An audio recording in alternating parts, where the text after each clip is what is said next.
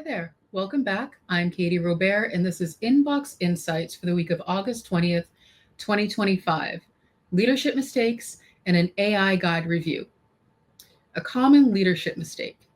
Earlier this year, I watched a CEO confidently tell the company at the all hands meeting that their AI strategy was handled because his IT director was looking into it. 3 weeks later, that same IT director quit, taking with him all the knowledge of what they were actually trying to build. This reminded me of a project I completely botched early in my career. I was leading a major process overhaul and decided to empower my team by assigning different pieces to different departments and then stepping back to let them do their thing. Marketing handled the communication strategy, operations tackled the workflow changes, and finance managed the budget implications. I thought I was being a great delegator, but it turns out I was just being absent. 6 weeks later, we had three beautiful solutions that didn't work together: a confused workforce and a budget that nobody could explain. The problem wasn't my team, because they were brilliant. The problem was that I had abdicated leadership instead of actually leading. It's a very common leadership mistake. Here's the thing about strategic initiatives: they need strategic leadership. When you're facing a complex challenge, whether it's an AI implementation, digital transformation, or any major change, your brain immediately starts sorting it into departmental buckets. Technology goes to IT, people stuff goes to HR, and money stuff goes to finance. But here's what that CEO, and maybe you, are missing. Major strategic initiatives aren't departmental projects. They're fundamental shifts in how your business operates. When you say, my quote, department is looking at it, what you're actually saying is, I do not understand this well enough to lead it. Or someone else can figure out how this changes our entire business model. Or I'm comfortable making significant decisions about things I don't understand. None of those are particularly confidence inspiring leadership positions. What real strategic leadership actually looks like. Leading a major initiative doesn't mean you need to become an expert in every technical detail, though a basic understanding wouldn't hurt. It means you need to understand how this change will fundamentally impact your customers' expectation, how will their experience change, and are you prepared for that? Your competitive landscape, what advantages or vulnerabilities does this create? Your workforce, which roles will change, which skills will matter, and how will you help people adapt? Your operations, what processes need to evolve, and what new capabilities do you need? This isn't stuff you can assign to a department and hope for the best. This is the future of your entire business stuff. The questions you should be asking instead of delegating. When a leader tells me their insert department here is handling a strategic initiative, I ask them these questions. Number one, what specific business problem are you solving? Not, we need to modernize, or actual problems that are with actual costs attached. Number two, how will you measure success? And please be specific. Better efficiency isn't a better measurement. Number three, what resources and capabilities do you need that you don't currently have? Number four, how will this change your customer experience? Because it will, whether you plan for it or not. And number five, what could go wrong? How will you handle it? Spoiler, things will go wrong. If you can't answer these questions, you're not leading. You're just hoping someone else will figure it out for you. Your team needs you to lead, not disappear. Here's the thing that might surprise you. Your departments actually want you involved. They're probably frustrated that you keep asking them to make big strategic thing happen without giving them business context, strategic direction, or a cross-functional coordination. It's like asking different people to plan different parts of a cross-country road trip without telling them the route, budget, or timeline.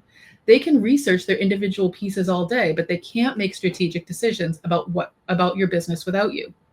Your departments can execute brilliantly within their expertise, but they cannot and should not decide without you which business priorities to tackle first, how to coordinate across departments, what trade-offs you're willing to make, how to communicate changes to stakeholders, and what risks you're willing to accept. Those are leadership decisions, your decisions. So here are 3 things that you can do tomorrow or today. Number 1, schedule a big picture session with all involved departments. Make sure everyone understands not only their piece, but how all the pieces fit together and why. Number two, identify the specific business outcomes that you're trying to achieve, not the process you want to improve, the actual business result that matters to customers, employees, or shareholders. And number three, ask each department what they need from you to be successful. I guarantee the answer isn't just leave us alone to figure it out. The bottom line, major strategic initiatives are going to impact your business whether you lead them or not. The question is, do you want to be the leader who guided that transformation strategically, or the one who woke up one day to discover their company has been changed by forces they didn't understand or direct? Your departments can execute amazing work, but they can't replace your leadership. Stop hiding behind my department is looking at it and start actually leading. Your future self and your stakeholders will thank you. What's one strategic initiative you've been tempted to delegate and disappear from? Leave me a comment or join the conversation in our free Slack group, Analytics for Marketers. Did you know you could sponsor this newsletter? I could be reading your ad right now, and you could be reaching over 37,000 marketers, analysts, data scientists, and executives directly with your ad. Want to learn more? Reach out and contact us. Go to trustinsights.ai/contact. And now this week's Data Diaries. In this week's Data Diaries, let's do something really different and review an AI guide. Which guide? We're going to specifically examine Dove's Real Beauty Prompt Playbook. This 72-page guide is intended for creators, anyone using any kind of image generation AI to generate better, more inclusive, more accurate, less biased imagery, particularly of women, in a thoughtful manner. The guide first starts out highlighting the biases in AI image generation models, something we've highlighted in our own materials. When asked to generate an image of a beautiful woman absent of other qualifiers, the Bulimia project found 37% of images included blonde hair. The actual population size of the USA of women with blonde hair is 4% via beauty brand Olaplex. 30% of the images included brown eyes, and 53% of the images included olive skin.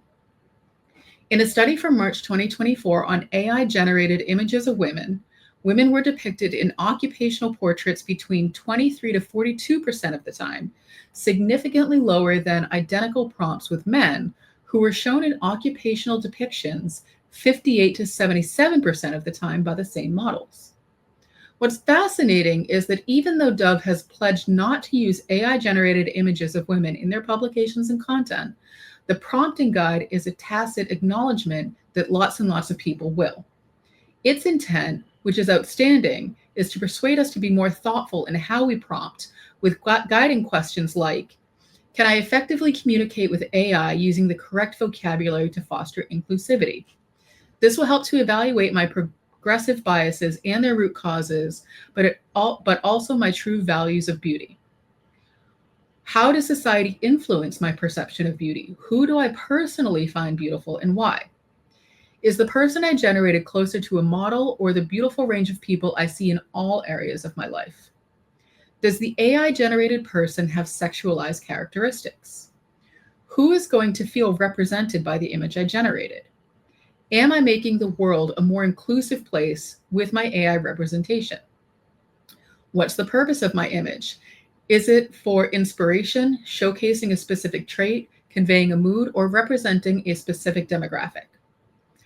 And do I have any preconceived notions about this group or the characteristic that would be helpful to check? For example, a beautiful face equals white skin, big eyes, and a straight nose.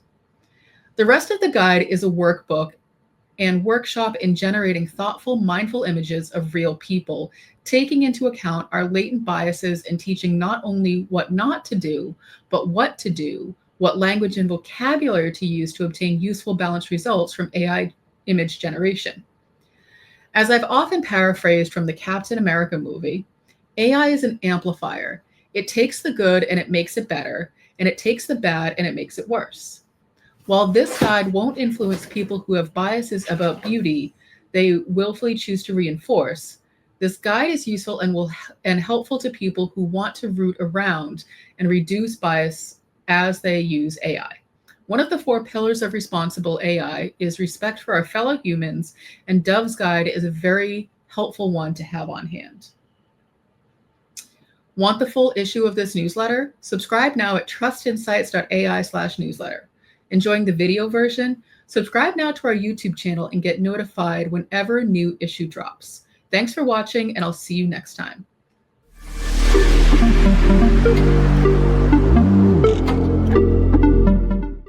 Want to know more about Trust Insights?